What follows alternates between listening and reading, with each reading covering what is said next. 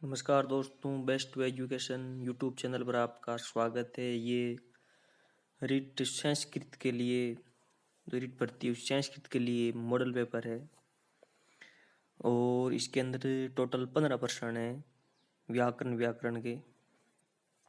तो टेस्ट को शुरू करते हैं।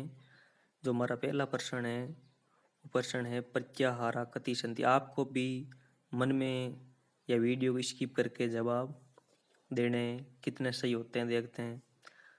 प्रत्याहारा कति संति, पहला प्रश्न है प्रत्याहारा कति संति यानी कि प्रत्याहार कितने होते हैं। ए ऑप्शन है 42, बी ऑप्शन है 43, सी ऑप्शन है 44 और डी ऑप्शन है 45। तो ऑप्शन है 42, 43, 44 और 45। तो इसका राइट आंसर क्या होगा, सोच लिया होगा आपने। इसका राइट आंसर होगा सी ऑप्शन। प्रत्याहारों की संख्या कितनी होती है, 44 होती है। तो कैसे होती है ये देखो, महेश्वर सूत्र होते हैं, माहेश्वर सूत्र होते हैं 14। इनके प्रथम 4 सूत्रों में स्वर वर्ण है और इन 4 के बाद जो 10 सूत्र है उनमें व्यंजन, यानी कि 14 जो महेश्वर सूत्र है उनमें से जो प्रथम 4 है उनके अंदर तो स्वर वर्ण है और जो बाकी 10 बच्चे हुए हैं उनके अंदर व्यंजन वर्ण है। इन सूत्रों को महेश्वर सूत्र कहते हैं। महेश्वर सूत्रों को वर्ण समामनाय, संज्ञा सूत्र, शिव सूत्र, प्राण सूत्र और प्रत्याहार सूत्र के नाम से भी जाना जाता है। और प्रत्याहारों की जो संख्या कितनी दे रखी है आपको पता है 44। इसलिए इसका राइट आंसर क्या होगा 44। आगे का प्रश्न है हमारा कश्चिल लभते। कश्चिल लभते का संधि विच्छेद है। कश्चिल लभते का संधि विच्छेद है। तो ऑप्शन दे रखे हैं कश्चिद प्लस लभते, कश्चित प्लस लभते, कश्चित प्लस लभते और कश्चिद प्लस तलभे। तो इसको स्किप करके इसका उत्तर आपको मन में देना है। अब मैं बताता हूँ इसका राइट आंसर क्या होगा। इसका राइट आंसर होगा कश्चिद प्लस लभते, यानी कि ए ऑप्शन इसका राइट आंसर होगा। दूसरे का जो राइट ऑप्शन होगा वो क्या होगा, कश्चित प्लस लभते होगा।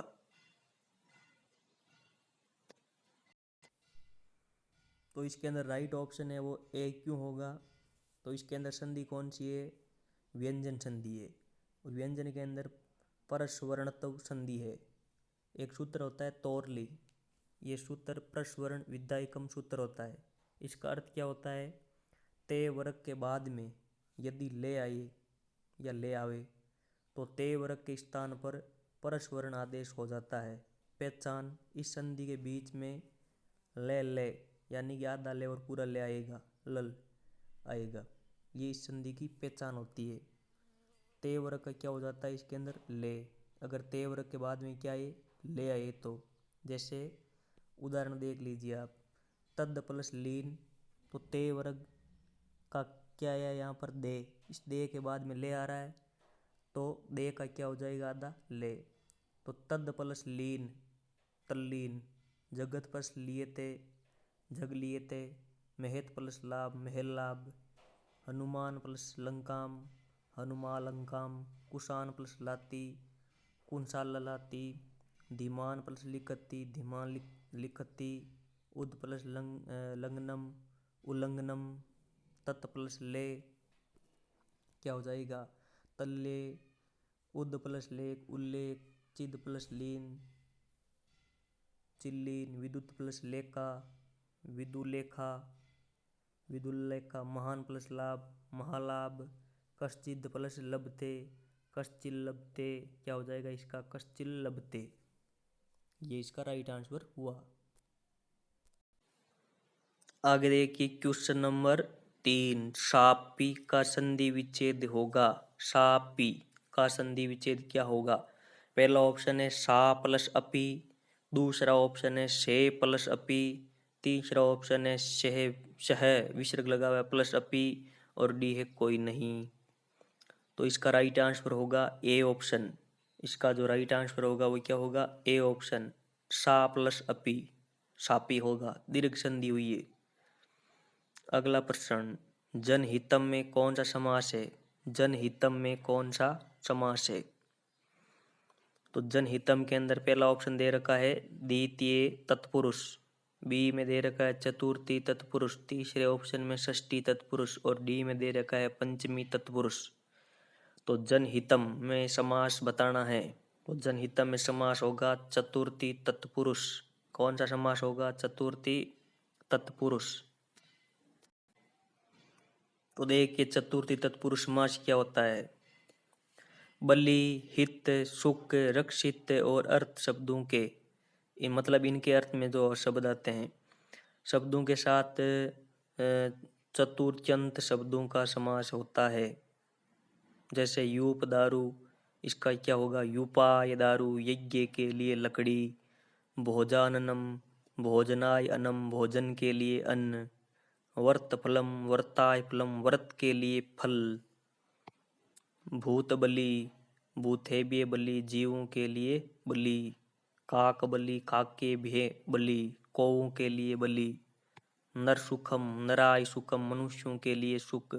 पाठशाला, पाठायशाला, पढ़ाने के लिए शाला। जनहितम, जनाय हितम, जन के लिए, जन के हित के लिए। तो ये इसके अंदर चतुर्थी तत्पुरुष होगा। धन लोभे, धनाय लोभे, धन के लिए लालच। भिक्षाटनम, भिक्षाई अटनम, भिक्षा के लिए घूमना। स्नानार्थम, स्नानाय इदम, ये स्नान के लिए है।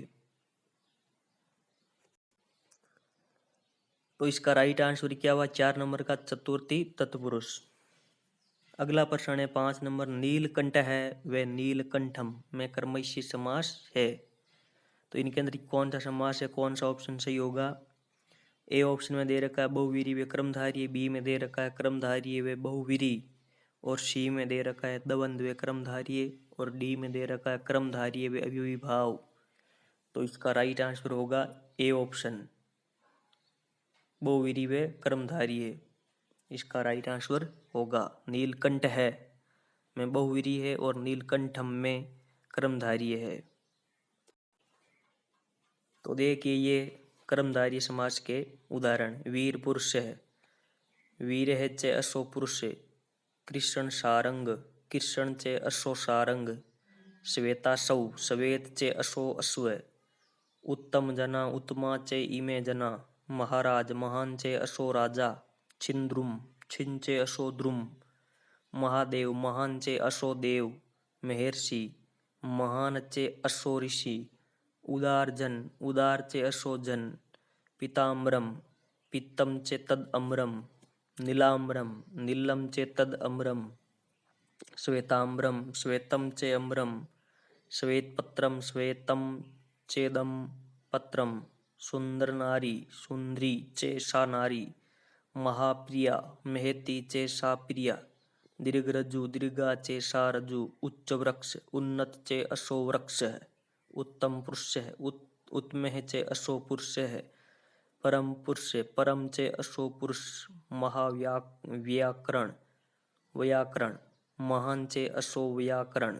नीलकंठ के अंदर कौन सा समास? बहुवीरी और नीलकंठम में कर्मधारय। अगला प्रश्न, खाली जगह गंगा प्रभवती, गंगा कहाँ से निकलती है? तो पहला ऑप्शन हिमालयन, दूसरा हिमालयात, तीसरा ऑप्शन हिमालयी, चौथा ऑप्शन है हिमालयम। तो इसका राइट आंसर होगा बी ऑप्शन। कौन सा ऑप्शन? बी, हिमालयात। ये कैसे हुआ जानते हैं। अब आप देख रहे हैं भूवः प्रभव, भूवः प्रभव।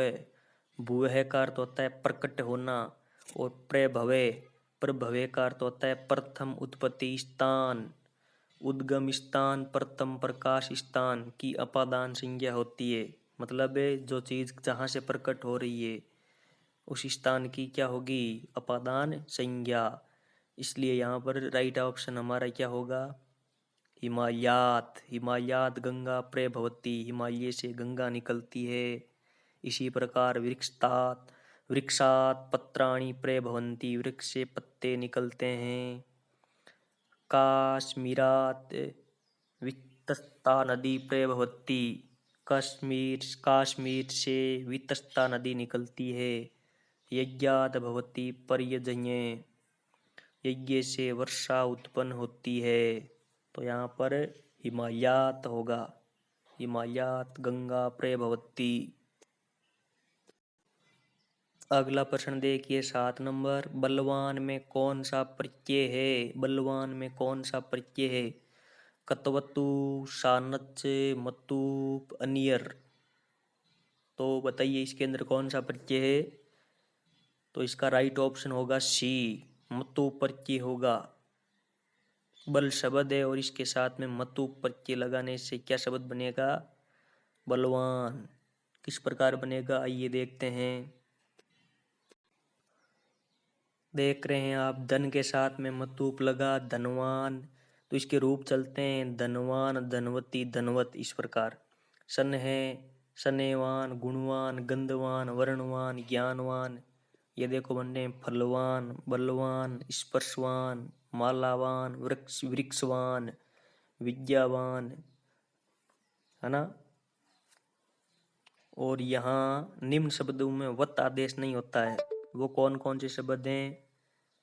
यव प्लस मतूप, यवमान है।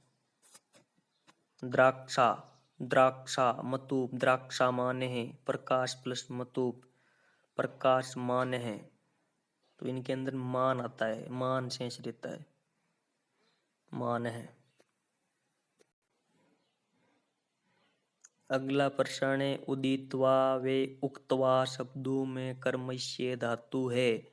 उदित्वा वे उक्तवा शब्दों में कर्मस्य धातु है।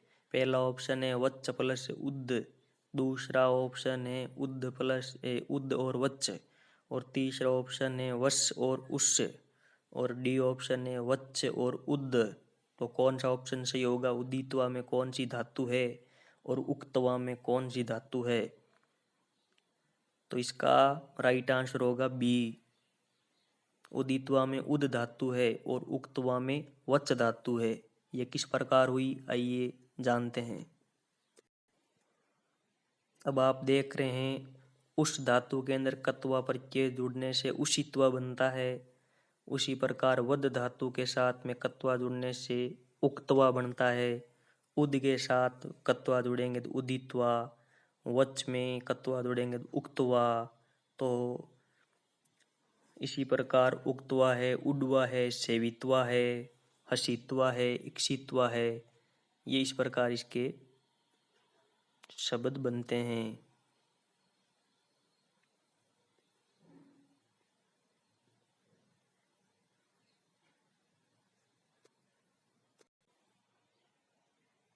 अगला प्रश्न, सप्तमी विभक्ति के संबंध में कौन सा गलत है?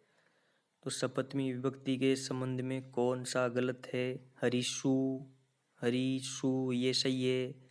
रामेशु ये भी सही है।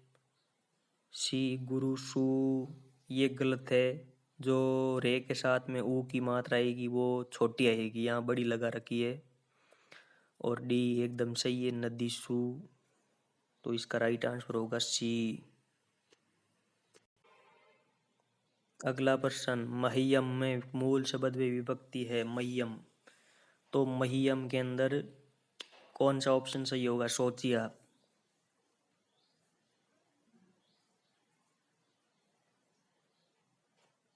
तो इसका राइट आंसर होगा मह्यम का अस्मत्। तो इसके अंदर मूल शब्द है और चतुर्थी विभक्ति है। इसके अंदर कौन सी विभक्ति है? चतुर्थी विभक्ति है। तो पहला ऑप्शन सही होगा। कैसे आइए जानते हैं। अब आप देख रहे हैं अस्मद, अस्मद का अर्थ होता है मैं या हम। तो इसका एक वचन देखिए, अहम, माम, मया, मह्यम, मत, मम, मई। ये इस प्रकार इसके रूप चलते हैं। तो मह्यम चतुर्थी विभक्ति होगी। अगला जो प्रश्न है 11वां, सतंतर को संस्कृत में किस प्रकार लिखेंगे? सप्तशती, शतपति, सपलसती, और सप्त सप्तती, तो इसका राइट आंसर होगा सप्त सप्तती। डी ऑप्शन सही होगा।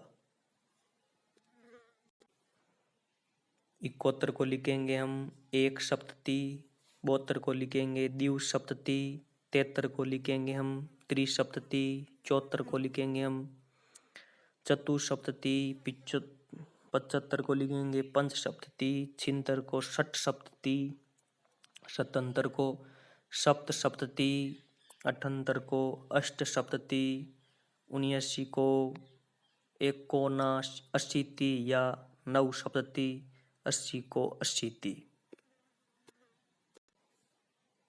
तो 11वें में राइट आंसर होगा डी ऑप्शन सप्त सप्तती।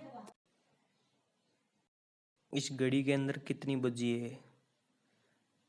इस घड़ी में कितने बज रहे हैं? 12वां क्वेश्चन। तो इस घड़ी को देखकर आपको उत्तर बताना है, कौन सा उत्तर होगा।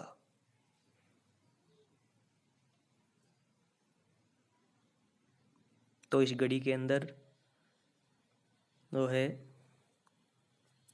6:45 बज रहे हैं, यानी कि 6 बजने में से 15 मिनट कम है, 5:45 हो रहे हैं। तो इसको हम कैसे लिखेंगे? ए ऑप्शन राइट होगा, पादोन षड्वादने। पौने को पादोन लिखते हैं, पादोन षड्वादने। अगला प्रश्न है, शरीर माध्यम खलु धर्म साधनम। शरीर माध्यम खलु धर्म साधनम, ये सूक्ति कहाँ से ली गई है? तो बताना है आपको ये सूक्ति कहाँ से ली गई है।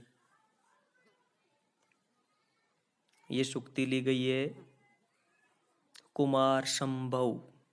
बी ऑप्शन राइट होगा, बी कुमार संभव।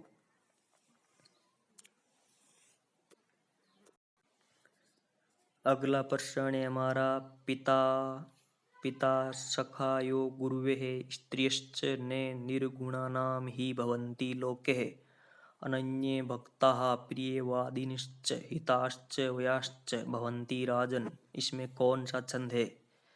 तो छंद का पता लगाने के लिए हम वर्णों की गिनती करेंगे, टोटल कितने वर्ण हो रहे हैं। तो इसके अंदर हम लगाते हैं गिनती, 1 2 3 4 5 6 7 8 9 10 11 12 13 14 15 16 17 18 19 20 21 22, यानी कि टोटल कितने हो रहे हैं? 22, यानी कि एक पाद के अंदर 11 आ रहे हैं। इसका मतलब ये हुआ कि इंद्र वज्रा, उपेंद्र वज्रा और उपजाति में से कोई एक होगा। इसका मतलब बी ऑप्शन और सी ऑप्शन तो नहीं होंगे, तो ऑप्शन बच्चे हैं इंद्र वज्रा और उपेंद्र वज्रा। अगर सभी पादों का, चारों पादों का पहला अक्षर छोटा आ रहा है, तो वहां पर कौन सा छंद होता है? उपेंद्र वज्रा। तो यहाँ पर देखिए क्या आ रहा है, पी है वो छोटा है, ई की मात्रा इसमें, इसके बाद में ने, जो ने आ रखा है ये ने भी छोटा है, इसके बाद में ये ए भी छोटा है और ये ही भी छोटा है, ई की मात्रा आ रही है ना छोटी ई की। तो इसमें कौन सा छंद होगा? सभी छोटे आ रहे हैं, अगर बड़ा होता ना सभी तो इंद्र वज्रा होता। तो इसमें राइट आंसर होगा उपेंद्र वज्रा। छोटे आ रहे हैं तो सभी छोटे आ रहे हैं तो उपेंद्र वज्रा, अगर मिक्स होता तो हो जाता इंद्र वज्रा उपेंद्र वज्रा, उपजाति हो जाता। सभी में बड़ा हो तो इंद्र वज्रा और सभी में छोटा हो तो उपेंद्र वज्रा और मिक्स हो तो उपजाति होता है। अगला प्रश्न है हमारा, निच्च ही गच्छत्युपरि चेदशा चक्रेनेमि कर्मेण। ये कहाँ से लिया गया है? ये सूक्ति कहाँ से ली गई है? तो ये सूक्ति मेघदूतम से ली गई है, बी ऑप्शन राइट होगा।